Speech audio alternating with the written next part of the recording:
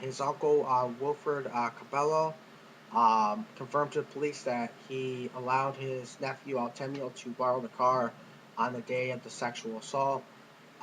Then police began to ask various members of his community, of the community, and of the family to submit DNA testing in order to rule them out as suspects in the ongoing investigation.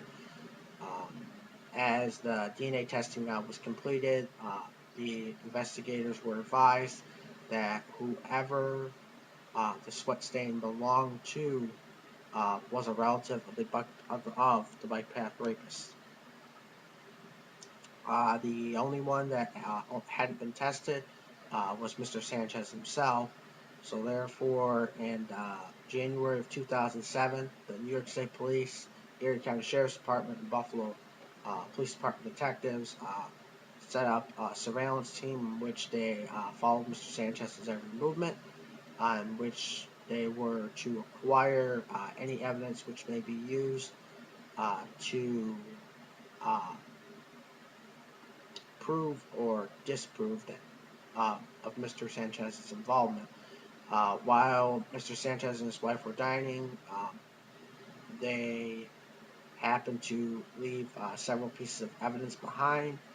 Upon leaving the table, police swarmed the restaurant and seized the evidence, which included a straw, a linen cloth, and even several dishes. And these evidence were examined in comparison to evidence of sexual assault kits that were being housed in the Erie County Medical Center. They were also used for the murder evidence that was stored in the Erie County Medical Examiner's Office.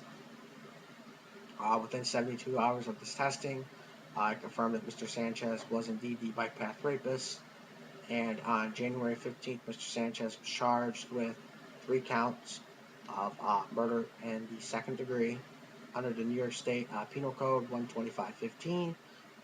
Murder in the second degree was punishable by 25 years to life, and within less than a week later, the grand jury indicted him on those charges.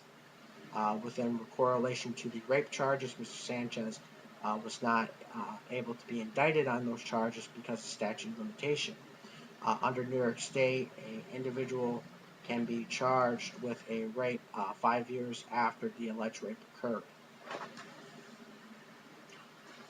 Upon receiving counsel, the defense counsel made 3 major motions to the court in order to favor them. However, the defense was unaware that the court would not buy into their claim. Their first claim that they made to the court is that they wanted a change of venue. This means that the court proceeding would be moved to another jurisdiction, and the defense lawyers claimed that Mr. Sanchez would not have an impartial jury, and that the jury would render a guilty verdict without reviewing evidence. The second thing they wanted the evidence that was seized at the diner while Mr. Sanchez and his wife were dining out to be thrown out because it wasn't obtained through a warrant. However, both these major motions were denied. But however, the defense had a third major motion in which they wanted the court to favor. This was in particular to the Joan Diver scene. They wanted the sweat stain evidence to be thrown out because they called it circumstantial. Circumstantial means that it's an indirect evidence, meaning that it only assumes that the person was responsible for the crime. The defense lawyers noted that the sweat stain was not found on or around the victim's body, so therefore Mr. Sanchez was not responsible for the murder, and they wanted to be tossed out. Basically, the court also denied this motion, and the sweat stain evidence and the evidence seized at the diner were also kept in place. The Erie County District Attorney's Office often, uh, along with other courts, use the halo effect.